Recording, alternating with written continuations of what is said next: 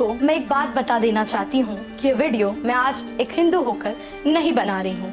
ये वीडियो मैं एक धर्मनिरपेक्ष राष्ट्र की नागरिक होने के नाते बना रही हूँ, जो किसी धर्म के साथ हुए अपराध पर आवाज उठाना अपना दायित्व समझती है। पर शायद कुछ लोग हैं जिनका सेकुलर हिंदू के साथ अत्याचार के वक्त नहीं आता। अगर बात गजा की जाए तो ऑल आइज ऑन गजा सबके स्टेटस में दिखने लगता है, लेकिन वहीं अगर बात हिंदुओं की हो तो शायद लोगों की आंखें बंद हो जाती है। जी हाँ, हम आज बात करने जा रहे हैं बांग्लादेश में हिंदुओं की, जहां शेख हसीना के जाते ही हिंदुओं का कत्ले आम हो रहा है। लेकिन अगर बात करें लिबरल गैंग की या फिर सेकुलर गैंग की तो उनके जैसे मुंह पर ताले लग गए हों। खैर छोड़िए, आपको हार्डकोर एनालिस्ट वीडियोस देखने को मिलते ही होंगे आजकल, जैसे टॉप एनालिस्ट ध्रुव राठी या अन्य कोई यूट्यूबर्स जो आपको फैक्ट बताएंगे कि कैसे मुसलमानों पर अत्याचार हो रहा है भारत देश में। लेकिन शायद आज उनके मुंह से आवाज नहीं निकलेगी। अब चलिए विस्तार से बांग्लादेश क्राइसिस के बारे में जानते हैं, जिसमें हिंदुओं पे हुए कत्लेआम की बात आपको विस्तार से समझाएंगे कि कैसे हिंदू मंदिर और हिंदू संत को टारगेट किया जा रहा है। बिना किसी जुर्म के चिन्मय कृष्णा दास को अरेस्ट किया गया। अब चाहे बांग्लादेश हो या पाकिस्तान, ये देश किसी भी हिंदुओं के लिए सेफ नहीं थे। इतिहास गवाह है कि कैसे यहाँ पर हिंदुओं का कत्लेआम हुआ है, कैसे हिंदुओं की बेटियों के साथ रेप किया गया है, कैसे हिंदू मंदिर तोड़े गए हैं। लेकिन अगर बात करें बांग्लादेश सरकार की तो कैसे वो इन चीजों का समर्थन करते हैं या कैसे वो छुपा रहे हैं, कैसे बांग्लादेश इन चीजों का समर्थन करता है, आइए विस्तार से समझते हैं। अब चलिए अभी की सबसे रीसेंट इशू की बात करते हैं। चिन्मय कृष्णा दास, जो इस्कॉन टेम्पल बांग्लादेश के प्रमुख संतों में से एक है, उन्होंने एक साहसिक कदम उठाया।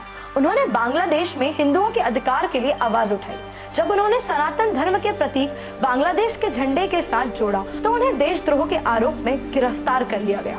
उनकी गिरफ्तारी यहाँ दिखाती है कि यहाँ एक धार्मिक समुदाय के लिए अपनी आस्था की रक्षा करना भी अपराध बन चुका है। चिन्मय का संघर्ष हमें सिखाता है कि ऐसे हालात में चुप बैठना विकल्प नहीं हो सकता।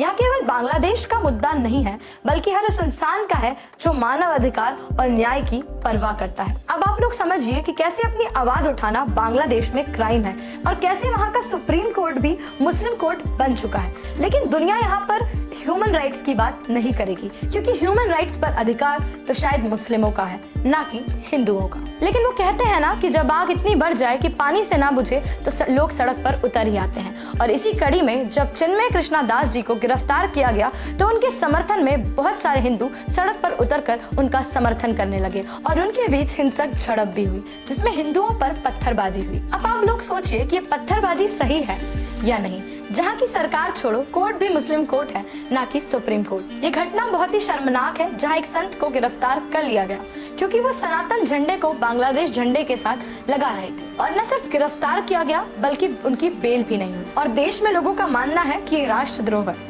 अब चलिए इस पे बात करते हैं, भारत के रुख के बारे में बात करते हैं। भारत के एक्सटर्नल अफेयर डिपार्टमेंट ने अपनी कड़ी प्रतिक्रिया जाहिर की है। वो बांग्लादेश को डिप्लोमेटिक चैनल की तरफ से बताया है कि हिंदुओं पे अत्याचार बंद हो और दोषियों पे कार्रवाई हो, और हमारी इंडियन गवर्नमेंट से रिक्वेस्ट की है कि वो इस पर रोक लगाए या फिर इस पर कोई एक्शन ले। जहाँ आज दो महत्वपूर्ण प्रतिक्रिया भी आई है बागेश्वर धाम और कंगना रनौत की तरफ से, तो आइए आपको सुनाते हैं। बहुत बड़ा दुर्भाग्य है, चिंतापूर्ण है।